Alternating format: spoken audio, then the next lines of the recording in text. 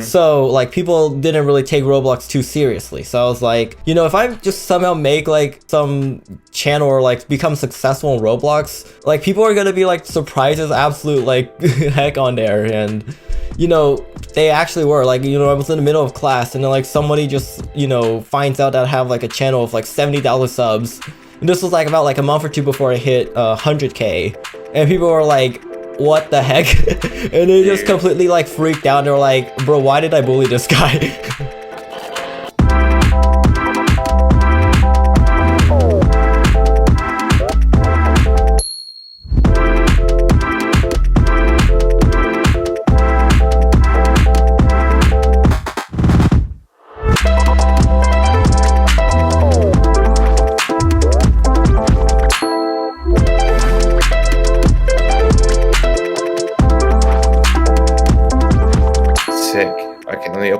Of questions.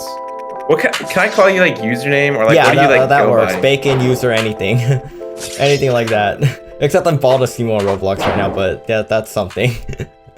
I might just call you Bacon.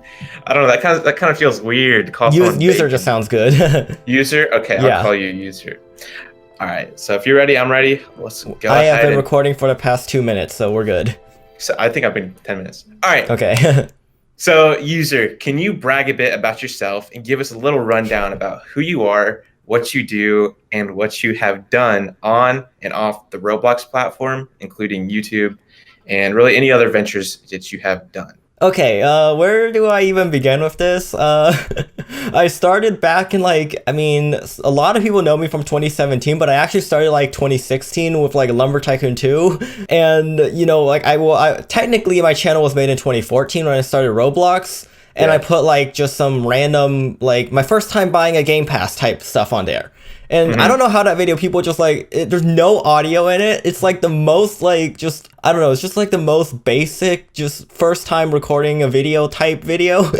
And somehow people liked watching it. And then like, you know, I never really paid attention too much. And then like I noticed in 2016, I uploaded a few random videos that had like 50,000 like views over the past like month or something, which was like, for a channel that had less than 100 subscribers, it was like kind of ridiculous. And so like the summer of that year, basically I'd been going through a lot at school. I talk about it in some of my other videos on my channel, and I just wanted to try something new, and I made like a random machine in Lumber Tycoon 2 that basically blows up wood. It blows up wood, and I made a video on how to make the machine and how to do it, and it got like 100,000 like views in like 3 days. No way. Yeah, legit. Like I don't know how that happened, and then like I just kept making more videos since then. They're like just daily uploading random Lumber Tycoon 2 and stuff, and just like just trolling straight up because like there's literally like the way I think about it, there's like nothing just more absurd and ridiculous than a machine that blows up trees.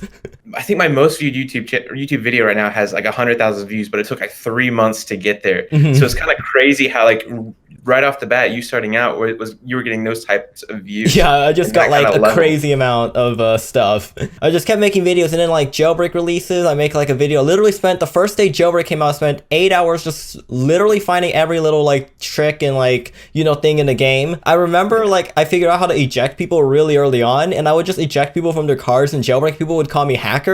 Yeah. You started right at the beginning of Jailbreak? Yep. So you got a head start right there. Yeah, and like I just basically 2 months later, my channel just went 10 times growth increase. Like I was getting 50 subs a day before that. Now it went to like 500, 600 subs a day, and literally like within a day, that it just jumped. So this is the first audience question, and it's from Charmy. Yeah. So if someone were to go to your YouTube right now, they'll see a lot of what your content is based around is Jailbreak. Yeah. But another thing is the bacon hair character, the default Roblox character. Yes, I love default bacon skins. Why does that represent your brand? Why does that represent you? You see, like the way I see it is like everyone's just been obsessed on Roblox, especially with getting like all these expensive avatars. You know, like I jokingly call them copy and paste because like they all look so similar, like the rogue gangster cool kid look. Yeah. It's just everywhere. And it actually started before that one. It was with everyone, like I believe like 2017, 2018, the holiday crown salad hair look.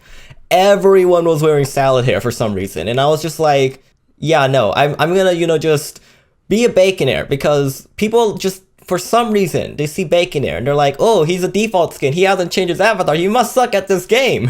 And then I would go around, arrest people as like I would be basically alt account trolling in a sense, but on my main account as a Baconair, and people would be like, dude, spend your Robux. And it will just generate all these crazy reactions. I'm just like, it's just like no one has done this before, and I was just like, might as well just play as a Baconair, make a lot of people, just, I don't know, just throws off the norm so much, and people just don't expect it. Yeah, I get it. And like, you've really turned that into your brand because your star creator code is Bacon, correct? Yes, use star code Bacon when you buy Robux or Premium. There's your promotion. Another question I had was, so I also went to check out your YouTube channel, and pretty much a majority of your content, if not all of your recent content, has been based around Jailbreak. Is there any reason you stick to one specific game in your content? Is there like a specific strategy behind that? Oh, it's because with the way the YouTube algorithm works, like, it's really hard to like play multiple games now on YouTube. Like, it's like the algorithm favors creators that just focus on one game and just like maximize the content on it. Like, I don't know how I've done 3.5 years of Jailbreak content, but it's working. And but yeah, basically the algorithm favors just focusing on one game, and that's how, like, if you see people like Creek playing only Piggy, and like there's very, very few creators like Flamingo that can do like any game on Roblox. But like, especially getting started, you have to focus on one game. So we kind of talked about, how you got into YouTube, what you've done so far, and the content that you focus on. Yeah. But let's talk about before Roblox YouTube for you. Oh gosh, don't take me back to that time. It was it's something. That's all I can really say. Talk about your upbringing. Like, were you interested in video and like games before you actually jumped into it? What was your? I had like I don't know how to explain it, but like basically since I remember, like there's just like my parents took photos of me, when I was like 3-4 years old, just going on the computer, just figuring out like just all sorts of stuff. And so like just going into like school, like kindergarten and stuff, like I've always just known so much about computers already. Like I figured out, I think, like Word, Excel and stuff like before like 2nd grade or something. It was just like, yeah, I basically just been on computers my whole life.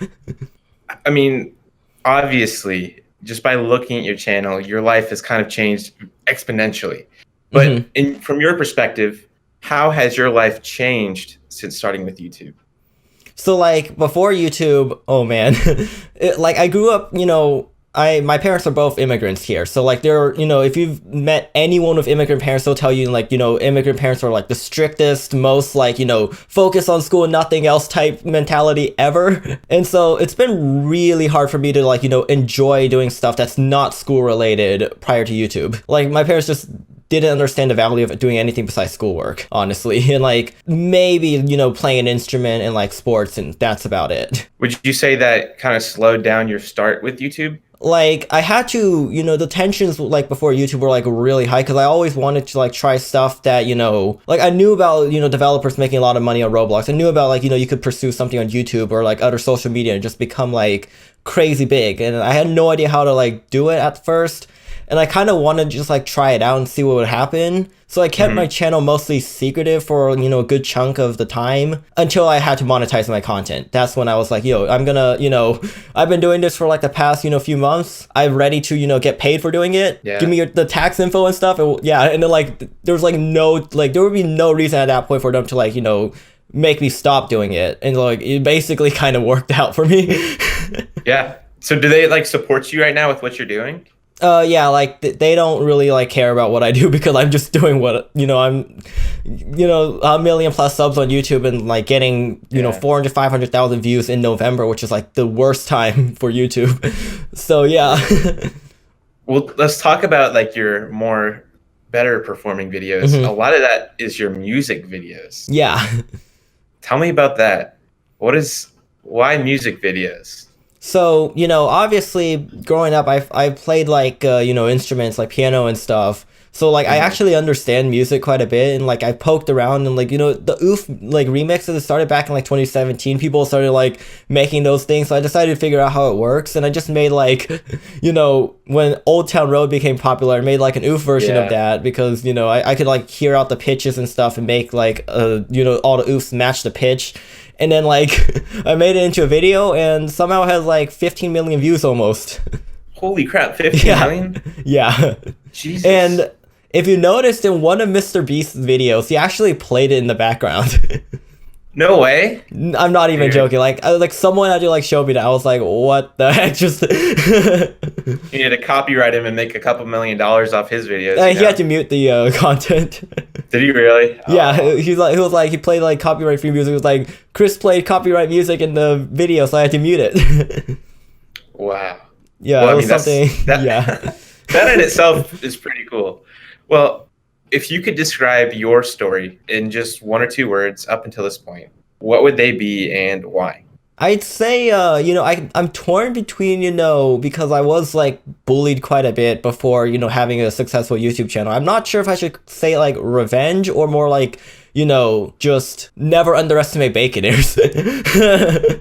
Because people were just like making fun of me for like, having different ideas, and they wouldn't like, want to work like in group projects with me. And like they just thought I was, some guy that played Roblox and didn't really have like much value to work with. And so I was like, maybe I should change that, but like keep it on Roblox, because like people at that point just saw Roblox as like some kids game. This was like 2015, 2016, by the way. Like there was no like Jailbreak getting 70,000 players or Adopt Me getting millions of players at a time on Roblox. This was like when the top game had like 10,000 players. Mm-hmm. So like people didn't really take Roblox too seriously. So I was like, if I just somehow make like some channel or like become successful in Roblox, like people are gonna be like surprised as absolute like heck on there. And they actually were like, I was in the middle of class and then like somebody just finds out that I have like a channel of like 70,000 subs, and this was like about like a month or two before I hit 100K, and people were like, what the heck?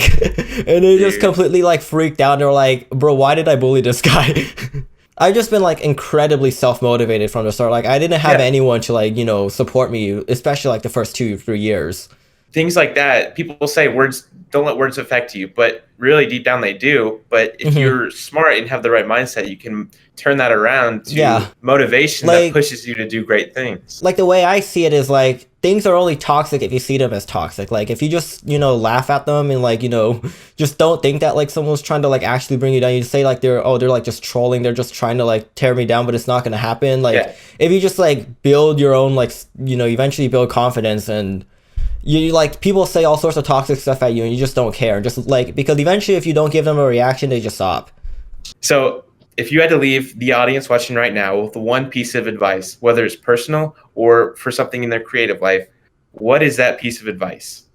I'd say, you should really just focus on yourself. Like, obviously, like, be open to criticism, but, like, understand that there's people out there that are gonna be trolling, and you just have to, like, learn to, like, tell what's really constructive, what's destructive, ignore the destructive ones, block them, something, just, ignore those guys, but focus on, like, the constructive ones, because, they're the ones that are eventually gonna, like, be loyal to you, because, like, they know, they want to, like, support you, they want to, like help you improve. So listen to constructive criticism and just understand that like you're not supposed to be like, nothing's perfect. Like I'm one of the biggest like hardcore I want to be #1 at everything type guys, and at a certain point you just got to realize that's literally impossible.